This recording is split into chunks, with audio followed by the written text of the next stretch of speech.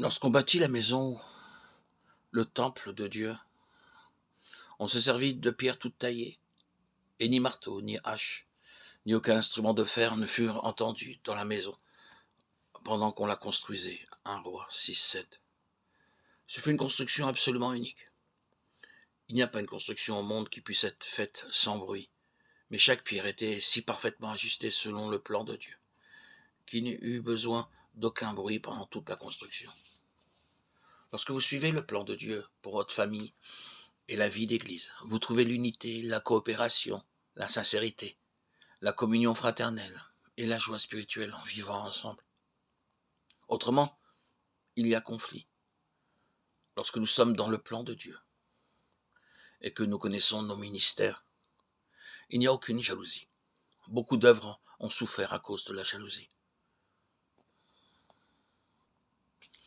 Même en tant que serviteurs de Dieu, nous pouvons être jaloux les uns des autres et apporter ainsi une perte. Cela ne fait aucun doute, nous pouvons être amenés à prier pendant une nuit entière ou attendre d'être sûrs de la pensée de Dieu. Alors, nous trouverons l'unité.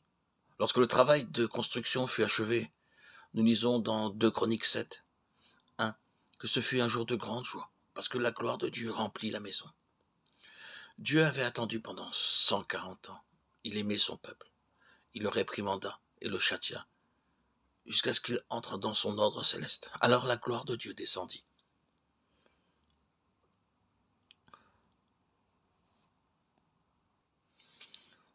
Si nous reconnaissons que la gloire de Dieu est partie, s'est absentée un petit moment dans nos vies, nous confessons alors ouvertement notre stérilité, notre manque de fruits. Nous confessons à Dieu que nous sommes attristés de ne plus recevoir la parole de Dieu. Et demandons-lui comment nous devrions la recevoir. Demandons-lui de nous comprendre, de nous faire comprendre, discerner où se trouve le problème. Seigneur, rends-moi semblable à Anne, que, connaissant ton besoin, je puisse apprendre à prier comme Anne et avoir le privilège de satisfaire ton besoin, comme Anne le fit lorsqu'elle t'offrit son fils, Samuel, au temple. Seigneur, rends-moi comme Samuel, qui fut ta véritable bouche, que je puisse connaître ton message et avoir ton autorité et ta hardiesse pour donner ce message. Seigneur, donne-moi d'être un homme comme David, un homme selon ton cœur, un homme qui sera complètement libéré de la sagesse mondaine et qui peut recevoir ton modèle, celui que tu attends de chacun d'entre nous. Par David, nous voyons se dessiner le plan de Dieu pour l'Église, lorsque Dieu lui révéla le plan céleste pour le temple.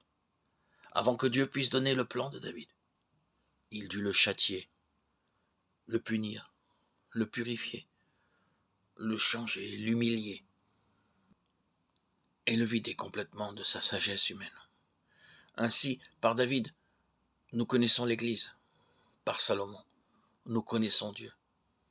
Seigneur, rends-moi comme Salomon, un homme de paix, construisant le temple de Dieu avec des pierres vivantes, convenablement jointes ensemble par l'unité et la sincérité. Notre Seigneur prie dans Jean 17, 21 à 24 pour une quadruple unité. Qu'il soit un comme nous sommes un. Il parle de l'unité dans la parenté. Qu'il soit parfaitement un. Ici, il s'agit de l'unité dans la perfection. Que l'amour dont tu m'as aimé soit en eux.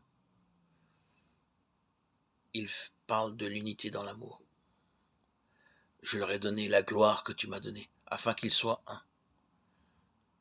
Il termine par cette unité dans la gloire. Et ce n'est seulement que dans une telle unité que nous pourrons finalement voir descendre la gloire de Dieu dans nos vies, dans nos familles, dans nos assemblées. Alléluia. Alléluia.